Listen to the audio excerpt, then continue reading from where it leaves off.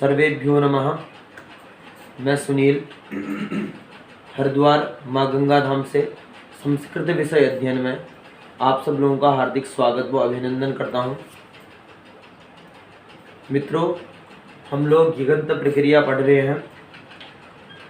इससे पूर्व की कक्षा में हमने प्रथम सूत्र धातोरेकाचे हलादेः क्रिया समविहारे यंग इस सूत्र को पढ़ा था।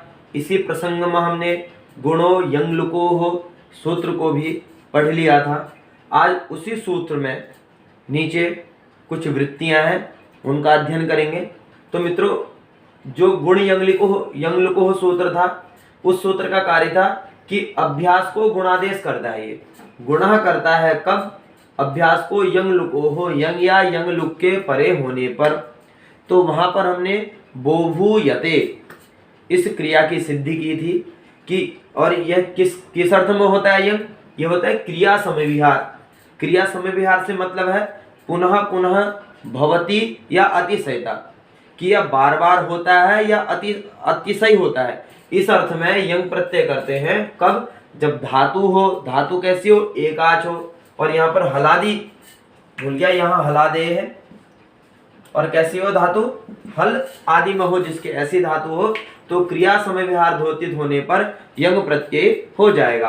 तो वहां पर बोभूयते बनाया था कि बार बार होता है। जैसे वृष्टि ही भवती, और ये वृष्टि हो रही है, इसी को यदि कहते हैं कि वृष्टि बार बार हो रही है। क्योंकि आजकल आपको पता ही होगा, पर्वतीय क्षेत्र में हर दिन दोपहर के बाद वृष्टि हो जा रही है। तो वहां के वातावरण को देख के यदि प्रयोग करना चाहे तो वृष्टि ही बोभूयते, अत्र वृष्टि ही बोभूयते, यहाँ पर वृष्टि बार बार हो रही है। और इसी प्रसंग में बोभूयान चक्रे लिट लकार का प्रयोग और अबो भूयिष्ठ लुंग लकार का प्रयोग यहाँ पर पाणिनि जी ने बताया है। तो इसके बाद की वृत्ति देखेंगे हम कि धातु हो किम। अब यहाँ पर इसको देखते हैं, ऊपर को मिटा लेते हैं कि यह सूत्र अभ्यास को गुणादेश करता है यंगो यंगलुक के परे होने पर।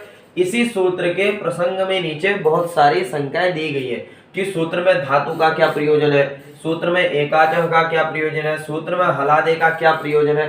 तो इन क्या क्या प्रयोजन पाणिनि ने अपने सूत्र में धातु ही एकाच हलादि क्यों रखा, इन सबको हम इस सूत्र की वृत्ति में हम पढ़ेंगे। तो इतना हम इसको मिटा देंगे।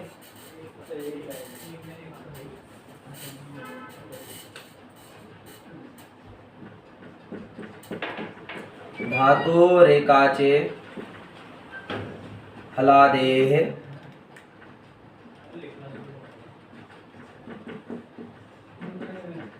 क्रिया समविहारे यंग। अब देखिए, सबसे पहले यहां पर लिखा है धातोः किम। यह जो पद है यह क्यों है? धातोः किम, कि इस सूत्र में धातु पद का क्या प्रयोजन है। यदि धातु नहीं रखते तो क्या होता? किम का प्रश्नवाचक है, यदि धातु नहीं रखते तो क्या होता? धातु रखने का प्रयोजन है आर्ध धातुकम यथा स्यात्। लिखा है इसमें आर्ध धातुकम यथा स्यात्। आर्ध धातुकम यथा स्यात्, कि धातु यदि नहीं रखते तो आर्ध धातुक संज्ञा नहीं हो जाती। क्योंकि हमने पहले पढ़ रखा है आर्ध धातुकम शेषः, तिंग और सित प्रत्ययों को छोड़कर आर्ध धातुक संज्ञा होती है। और वह भी किस सूत्र के अधिकार में आएगा? धातु हो। इस धातु सूत्र के अधिकार में आने के बाद ही प्रत्ययों की आर्ध धातुक संज्ञा होगी। तो इसलिए धातु पद को रखना आवश्यक है कि आर्ध धातुक संज्ञा हो जाए। उदाहरण के तौर पर यहाँ दिखाया है कि तेन ब्रुवो वचि, तेन ब्रुवो वचि, इससे बनता है वावच्यते।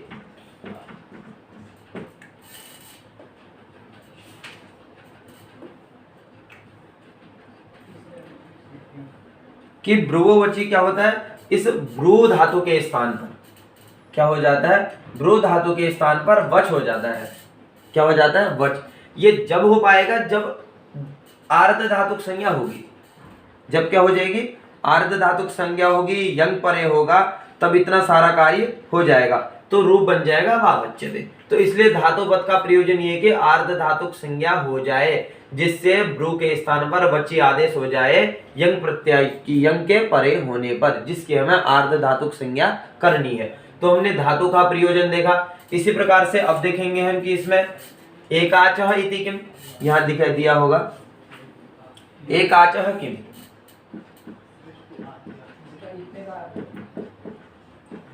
एकाच किम, कि सूत्र में एकाचः नहीं रखते तो क्या होता। सबसे पहली बात है, एकाच को यदि नहीं रखते तो तुरंत मन में आ जाएगा अनेकाच हो जाता, कि जो अनेकच हो, तो अनेकाच हो जाता तो क्या हो जाता। तो अब देखते हैं उदाहरण जो दे रहेगा उससे हम समझेंगे। तो दे रहेगा पुनः पुनः जागर्ति, ये बनेगा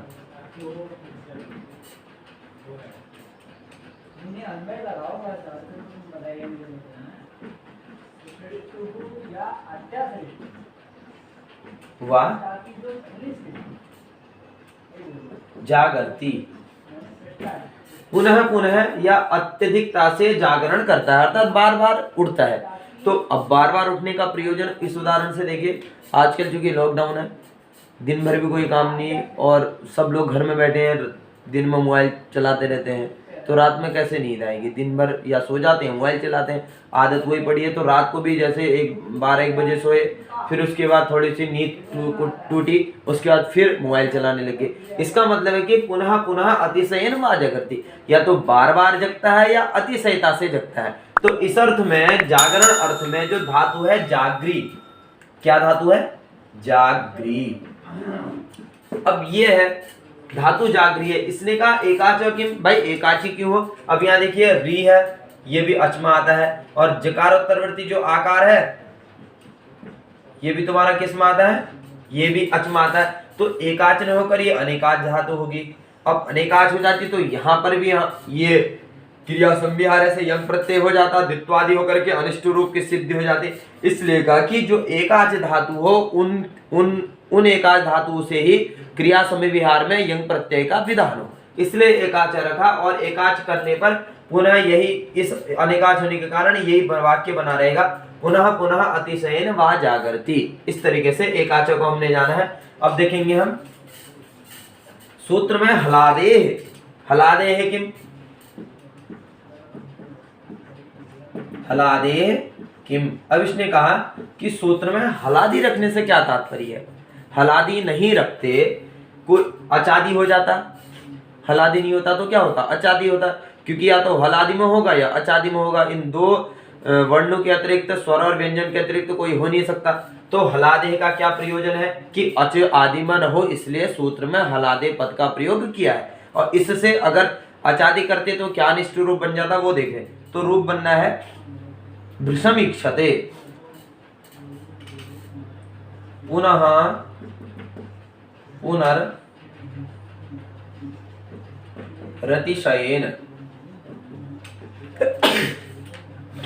रतिशयेन वा इक्षते,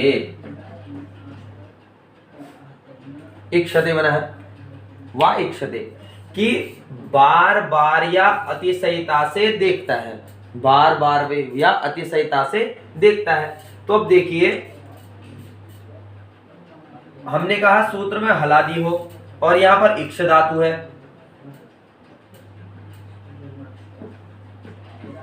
अब बताइए ये धातु कैसी है, ये तो स्वरादि धातु है, अर्थात अचादी धातु है, अचादे हो जाएगा ये, और सूत्र में हलादे दे रखा है, इसलिए हलादे दिया है कि अचादी धातुओं से क्रिया समविहार में यंग न होवे। तो अब नहीं होगा तो पुनः पुनः अतिशयेन वा इक्षते, बार बार देखता है। क्योंकि आपको वर्तमान कालिक जो उत्तराखंड में घटना घटी वो आपको पता ही है कि एक व्यक्ति अल्मोड़ा में जाता अपने दोस्त से मिलने से, ऊपर रोड से उसको बार बार देख रहा है, उसको क्या कर रहा है, बार बार देख रहा है। और बार बार देखने के बाद ही क्या होता है, कुटाई हो जाती है, सब लोग गांव वाले मार लेते हैं। इसलिए पाणिनि इन्होंने भी हलादी ही कर रखा, अचादी करते तो यहाँ पर भी हमारा अनिष्ट रूप बन जाता। इसलिए बिना किसी की इच्छा के भैया बार बार किसी को मत देखना, नहीं तो कुटाई भी हो सकती है। आजकल कुछ भी, आजकल आदमी सोचता नहीं है, पुलिस वालों को बाद में देते हैं, पहले खुद मार लेते हैं, इसलिए अनिष्ट रूप ना बने, इसलिए सूत्र में हलादि का प्रयोग किया है। अब देख लेंगे आगे की प्रक्रिया। अब है भृशम रोचते इत्यतः, भृशम शोभते रोचते इत्यत्र यंग न इति भाष्यम, कि भृशम शोभते रोचते इत्यत्र यंग नेति भाष्यम।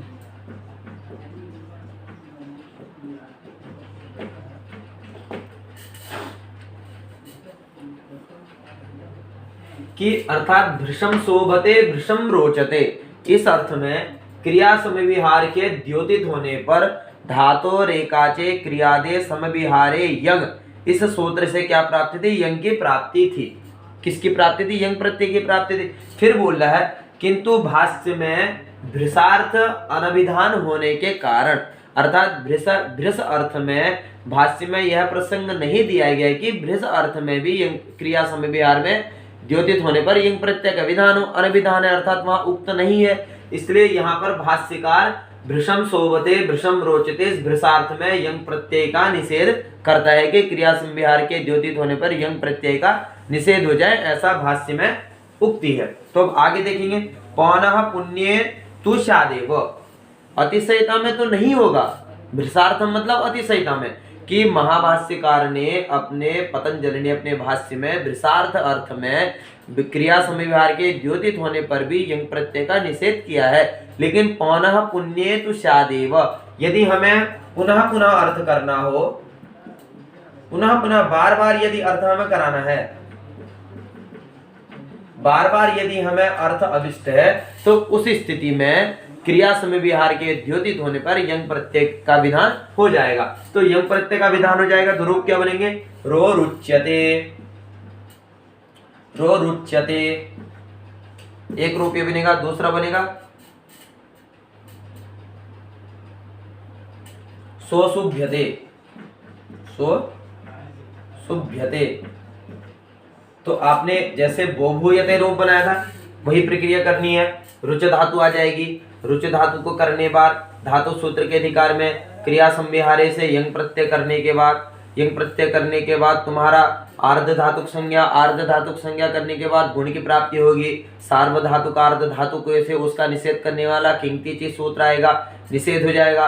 फिर उसके बाद संयंगो से आदि को दित्व होकर के कार्य होकर के पुनः क्या हो जाएगा? यहाँ पर रोरुच्च बनेगा, हाँ रोरुच्च गुणादि करके रोरुच्च बनेगा। उसके बाद वही सनाद्यंता धातु से धातु संज्ञा और तिप के स्थान पर सारी प्रक्रिया करके रोरुच्यते और शोशुभ्यते ऐसे रूपों की सिद्धि हो जाएगी। तो आगे की पंक्ति देखेंगे। अब आ जाता है वार्तिक। अब देखो ये वार्तिक है, ये बहुत ही मुख्य वार्तिक है। सूची सूत्री मुत्र्यट यर्त्य शूर्णोतिभ्यो यंग, सूची सूत्री मुत्र्यट यर्त्य शूर्णोतिभ्यो यंग, कह रहे यंग प्रत्यय का विधान हो। किन किन? सूच धातु हो, सूत्र धातु हो, मूत्र धातु हो, अड वाली हो, री धातु हो, अस धातु हो, ऊर्ण धातुओं से यंग प्रत्यय का विधान होता है। अब इतना इन्होंने अलग से दे दिया सूत्र में लेकर के। वार्तिक है कि सूच धातु, सूत्र धातु, मूत्र धातु, अट, री, अस व ऊर्ण धातु से भी यंग प्रत्यय का विधान हो। सबके उदाहरण दे रखे हैं इन्होंने, उदाहरण को देख लेंगे केवल कौन से अर्थ में है। और फिर एक पंक्ति है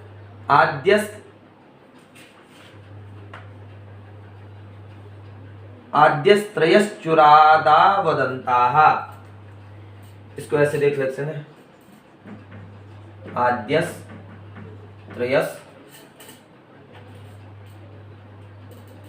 चुरादा, ऐसे इसको ऐसे देखिए, चुरादो अदंताः,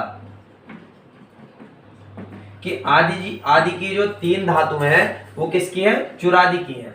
चुरादि गण में आदि की तीन धातुएं पढ़ी गई है और वो अदंत है। कौन कौन सी? ये सूच, सूत्र व मूत्र, ये जो धातु है कौन से हैं?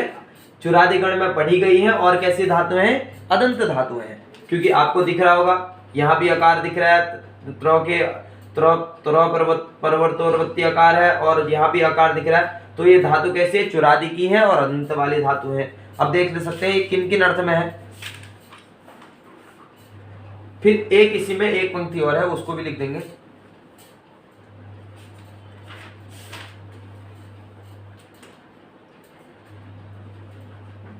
अनेकाच अनेकाच तेना शोप देशत्वात् सत्वम न। इसी में पंक्ति पढ़ी गई है, बोला अनेकाच होने के कारण, अनेकाच होने के कारण। क्योंकि देखिए अनेकाच है सूत्र, सोच, सूत्र और मूत्र, यहाँ भी सकारोत्तरवर्ती उकार है और चकारोत्तरवर्ती उकार है, दो दो अनेकाच होने के कारण सोच और सूत्र धातुएं सोपदेश अर्थात उपदेश अवस्था में सकार वाली नहीं कही गई हैं।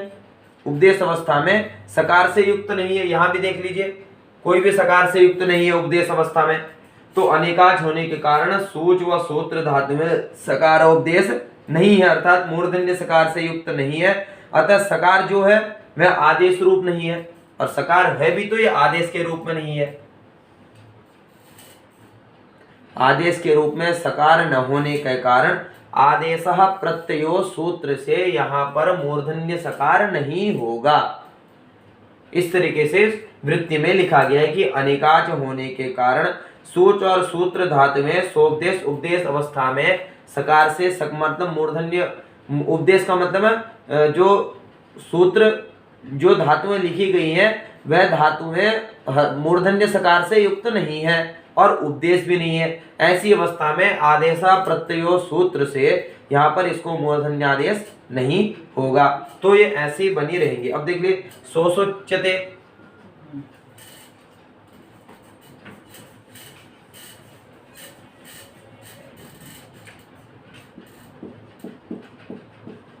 सोचते,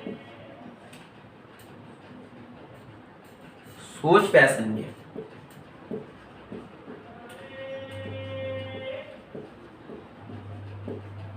सोच पैशून्य, यह अदंत है और चुरादिगण की धातु है।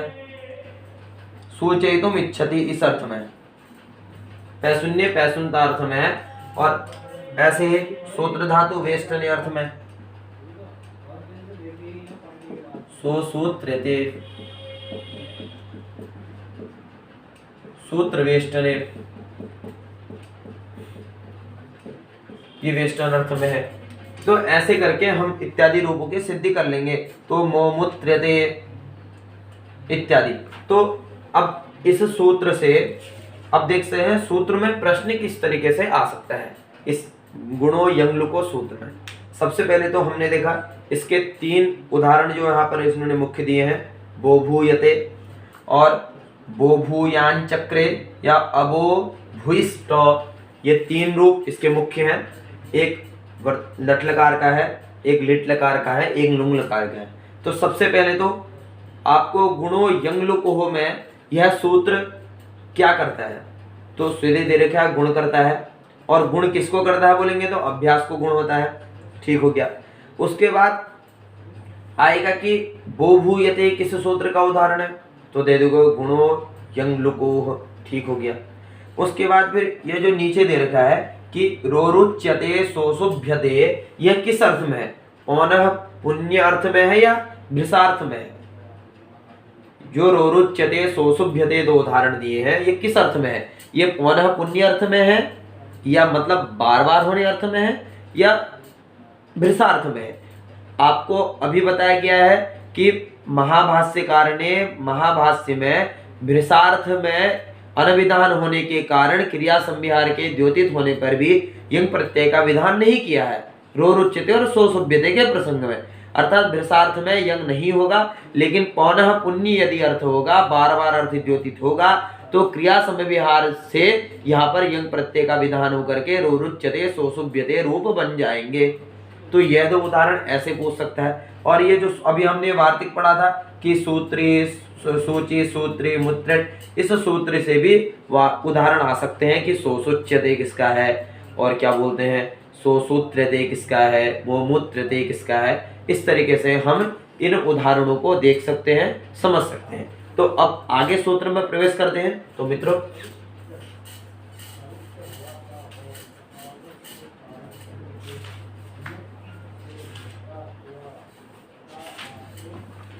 अग्रिम सूत्र है यस्य हलः।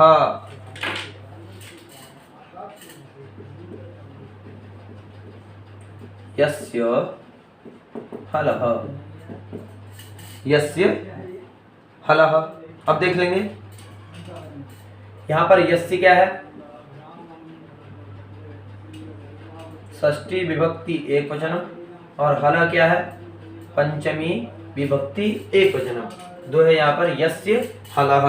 अब देखते हैं हलः, हल से परे, हल के साथ क्या आ जाएगा, अगर पंचमी देखें तो पंचमी में क्या आता है कि पंचमी निर्देशेन क्रियमाणं कार्यं वर्णांतरेण वैवहितस्य परस्य ज्ञेयम्, कि पंचमी विभक्ति के निर्देश से किया जाने वाला जो कार्य है वो वर्ण के वैवधान से रहित पर वर्ण को जानना चाहिए।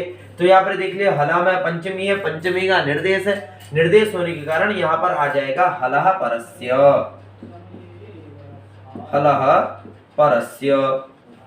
कस्य लोपः भवेत्, किसका होता है, यस्य, लोप की अनुवृत्ति आएगी यस्य, यह यस्य के लिए क्या करेंगे, यह शब्दस्य, हलः परस्य यह शब्दस्य लोपः। देखिए सूत्र में दो पद थे यस्य और हलः, यदि हमें सूत्र में दोनों पदों की विभक्तियों की यदि जानकारी है तो सूत्रार्थ करने में हमें कहीं ना कहीं सरलता हो जाती है।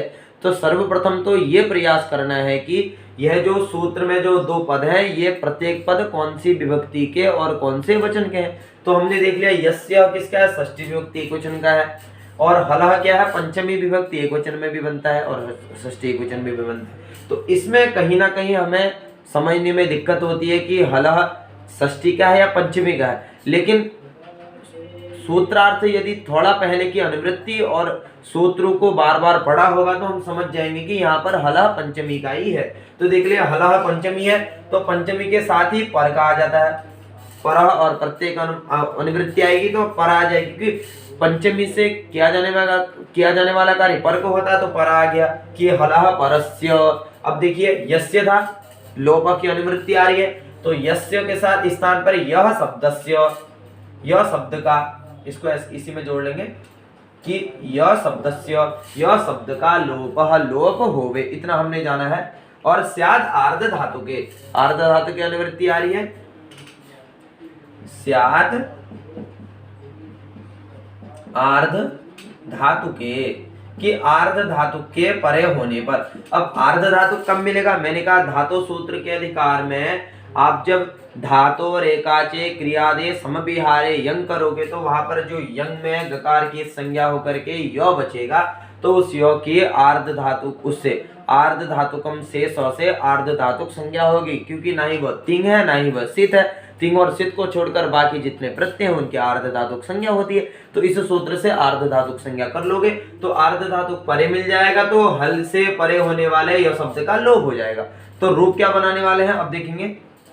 आदेह परस्य भी सूत्र लेगा कि परस्य यद वेदम तत्तस्यादेर बोध्यम, पर के लिए जो विधान किया जाने वाला कार्य है वो उसके आदि को कहना चाहिए, और अतः लोप से अकार की लोप हो जाएगी। तो रूप बनने वाले हैं सोसु चान चक्रे, शोसु चान चक्रे, इस तरीके से रूप बनेंगे। तो रूप की थोड़ी प्रक्रिया हम देख लेंगे यहाँ पर।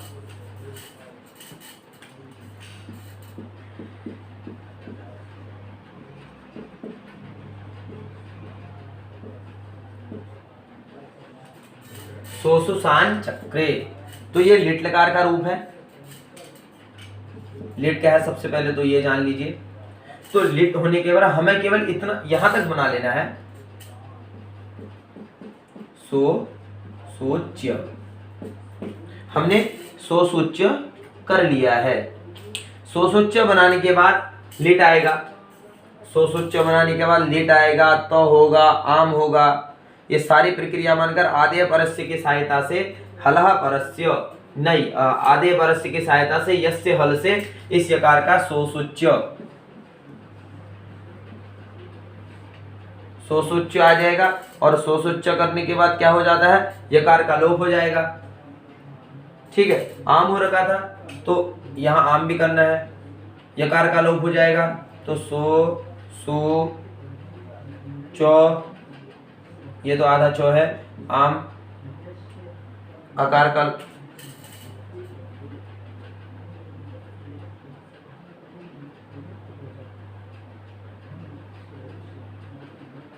सोसुचाम, हाँ आम पूरा था तो यकार का लोप करके यहाँ पर आम बचा है, यहाँ पर भी अतोलोप से अकार का लोप हो जाएगा तो बन जाएगा सोसुचाम, ये बन जाएगा सोसुचाम। क्या बन जाएगा, सोसुचाम। फिर आम के स्थान पर बहुत लंबी प्रक्रिया है, कृंचानुप्रयुज्यते लिटि से क्रिय भू अस का अनुप्रयोग करके दित्वलादि शेष उरत आदि सभी कार्य करने के बाद सोसु चांद चक्रे बन जाता है। तो देखिए यहाँ पर सबसे, क्योंकि रूप सिद्धि करने में बहुत लंबी प्रक्रिया है और मैं करा भी दूंगा, मुझे खुद तैयार करना पड़ेगा, मैं आप लोगों को तैयार करा दूंगा, लेकिन उससे क्या होगा, आप इस सूत्र का कार्य को भूल करके आप इसके चक्कर में पड़ जाएंगे यदि आपने पहले क्या बोलते हैं तिगंत प्रक्रिया को नहीं पढ़ा है, यदि काल को नहीं पढ़ा है तो आप इस चक्कर में पड़ जाएंगे, क्योंकि एक सिद्धि करने में कम से कम 15 से 20 सूत्र हैं, वो भी नहीं, तो आप उनको याद करने लगेंगे, इसको करेंगे। तो यहाँ पर ज़्यादा गहराई में ले जा करके सीधे सूत्र और उसका प्रयोजन ही बताना हमारा उद्देश्य है, जिससे कि आपको परीक्षा में बेहतर चीज़ें आसानी से मिल सके और आपको कम समय में अच्छी चीज़ें मिले। तो इस सूत्र का हम केवल इतना देख सकते हैं कि सूत्र का कार्य क्या है। यहाँ पर सूत्र का कार्य है यकार का लोप, और इसके उदाहरण कितने हैं, केवल उदाहरण दे सकते हैं, सोसुचान चक्रे और मोमूत्रान चक्रे, इस तरीके से, और सोसूत्रान चक्रे, ये लिट लकार का है, प्रथमा पुरुष एक वचन का हो जाएगा। तो इस तरीके से हम इस सूत्र के और उदाहरण को देख सकते हैं, जो कि हमारी परीक्षा के लिए काफी महत्वपूर्ण है। तो आज हमने यस्य हला और इससे पूर्व सूत्र गुणों यंग लुको सूत्र पर विचार किया था। तो मित्रों, आज इसी कक्षा के साथ हम लोग यहीं पर कक्षा को विराम देते हैं। नमः संस्कृताय।